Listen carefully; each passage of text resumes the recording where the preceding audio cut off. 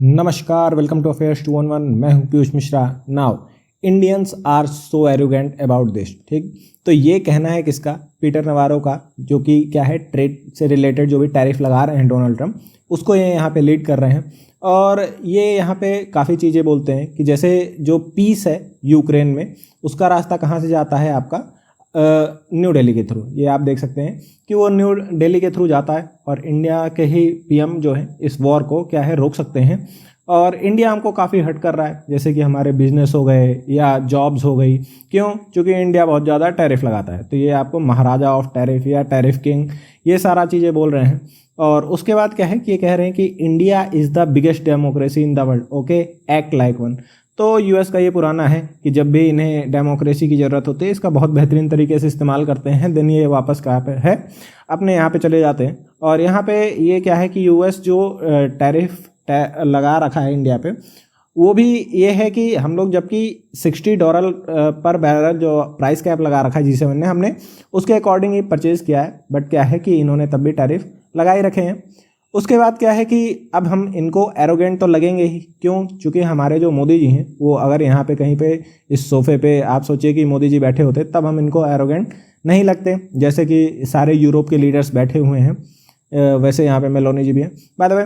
तो अब आप लोग यहाँ पे देखेंगे कि क्या है कि अब डोनाल्ड ट्रंप को चाहिए एक स्केप गोट। ठीक, जब इन्होंने अपना चुनाव लड़ा था तो उस टाइम पे इन्होंने क्या है 53 बार ये कहा था कि मैं क्या है प्रेसिडेंट बनते ही 24 घंटे में वॉर कंप्लीट कर दूंगा। और ये क्या बोलते हैं, आप न्यूज़ भी देखेंगे तो ये CNN का है। ठीक, ये वेस्टर्न या यूएस का ही आउटलेट है, न्यूज़ मीडिया है। तो उन्होंने कहा कि हम 24 घंटे में ख़त्म कर देंगे। बट क्या ऐसा हुआ? बिल्कुल नहीं। जैसा कि हम सब यहाँ देख रहे हैं, वॉर अभी भी चल ही रही है। और अब इन्होंने एक नया काम किया है कि इसको क्या है कि इंडिया को वो स्केप गोट बनाओ और इसको क्या पेंट कर दो एज अ मोदीज वॉर। ठीक, तो पता नहीं ये लोग कहाँ से लॉजिक लेके आते हैं कि क्या है मोदी वॉर है, जबकि हम सब जानते हैं कि नोस्ट्रो वोस्ट्रो अकाउंट के मैकेनिज्म के थ्रू जो भी रशिया को इंडिया पेमेंट करता है, वो इंडिया में ही रुपी अकाउंट जो है रशिया के, उसमें जाके स्टोर हो जाता है। और वो जाता भी नहीं है वहाँ पे रशिया में। और बेसिकली जो डॉलर्स हैं या जो भी पेमेंट मैकेनिज़्म है रशिया के, वो अलग तरीके से काम करते हैं। और यूएस या यूरोप जिसके थ्रू उनको पेमेंट करते हैं, और रिनमिनबी जो कि चाइनीज़ करेंसी है, वहाँ से भी इनको पेमेंट आती है। और आप यहाँ पे देख सकते हैं, ये इंडिया है, ठीक, ये यूक्रेन और ये रशिया। और जो इंडिया है या मोदी जी हैं, वो यहाँ के क्या हैं, इस कारण है वॉर के। क्योंकि मोदी जी को चाहिए थे ना कि ये सारे नेटो में आ जाएं, इंडिया को चाहिए था यूक्रेन नेटो में, बेलारूस और फिनलैंड वगैरह नेटो में। तो मोदी जी की ही गलती है, सही बात है। और उसके बाद अगर हम लोग यहाँ पे देखें तो जो ये वॉर है, इसका काफ़ी ज़्यादा इम्पैक्ट अब देखने को मिल भी रहा है। और यहाँ पे आप देखेंगे कि इसके थ्रू इन्होंने क्या किया है कि इंडिया पे ये मोदी इज़ वॉर बोल बोल के अलग तरीके के एक्शंस लेने भी चालू किए हैं। और इससे क्या है कि बहुत सारी चीज़ें, जैसे आपको याद होगा कि इंडिया के जो जनरलाइज सिस्टम ऑफ प्रेफरेंस मिला हुआ था यूएस में, उसको अब इन्होंने वापस ले लिया था कि ये इंडिया क्या है, अब ये नहीं कर सकता, या मतलब इसके थ्रू एक्सपोर्ट नहीं कर सकता यूएस में। तो ये कह सकते हैं कि ये फर्स्ट स्टेप था। देन हम लोग यहाँ पे क्या है कि अगर अब इंडिया की बात करें, जो कि इंडिया में इन्फ्लुएंशियल लोग हैं जिनकी बात दुनिया सुनती है, तो रघुराम राजन जी जो आरबीआई के पूर्व गवर्नर भी रह चुके हैं, तो इन्होंने कहा था कि ये एक वेकअप कॉल है इंडिया के लिए। तो हमें क्या है, ये आज के समय इंडिया के जो मेन लीडर्स हैं या मेन जो पॉलिसी मेकर्स हैं, उनके अंदर भी ये बात जा चुकी होगी कि ये क्या है, एक हमारे लिए वेकअप कॉल है। हम यूएस पे क्या है पूरी डिपेंडेंस नहीं रख सकते। और अगर मैं आपसे पूछूं कि इसका कोई मेजर इम्पैक्ट हुआ है इंडिया के ऊपर, तो हाँ, इम्पैक्ट तो बिल्कुल हुआ है। आप यहाँ पे देखेंगे कि ये जो निफ्टी है, वो यहाँ पे कहाँ पे आपका 82,000 पे चल रहा था, और शेयर मार्केट। और ये जब मतलब ये वीक आया जिसमें इंडिया के ऊपर टैरिफ लगने वाले थे, तो ये गिर के क्या है 500 पॉइंट गिर गया, नीचे आ गया। और 27 को जिस टाइम पे लगने वाला था, फिर एक शार्प डिक्रीज आया। बट मुझे ऐसा लगता है कि इसको रिकवर करने में बहुत ज़्यादा टाइम नहीं लगेगा, क्योंकि आप देखेंगे कि 1% से भी कम मेजर शेयर्स जो हैं इंडिया के, वो गिरे हैं। और यहाँ पे इनको रिकवर करने में इतना भी टाइम या एफर्ट नहीं लगने वाला जितना दुनिया सोच रही है। और इंडिया का जो रुपी भी है, वो भी स्टेबल रहा है। ठीक, ये आपका 87 के बीच में ही या मिड में ही रिवॉल्व करता रहा है, ये 87 के ऊपर नहीं गया, thanks to our forex reserves, जो कि हमने इतने मेहनत से कमा के रखे हुए हैं।